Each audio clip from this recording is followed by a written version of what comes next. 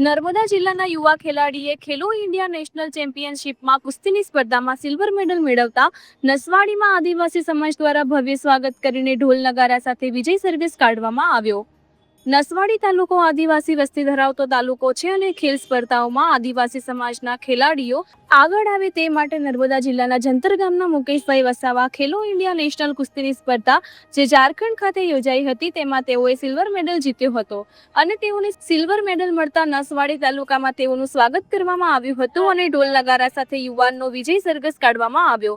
જ્યારે દિનેશભાઈ ડુંગરા ભીલ તીરંદાજી કોચના જણાવ્યા મુજબ આદિવાસી વિસ્તારમાં તીરંદાજી ખેલાડીઓ છે અને અન્ય રમતોમાં આદિવાસી ખેલાડીઓ આગળ આવે તે હેતુથી વિજય સરઘસ નસવાડીમાં કાઢવામાં આવ્યો હતો। नमस्कार, मारू नाम वसावा मुकेशभाई वांजीभाई गाम जंतर तालुको गडेश्वर जिल्लो नर्मदा। आज मारो खेलो इंडिया में मेडल सिल्वर आयो छे।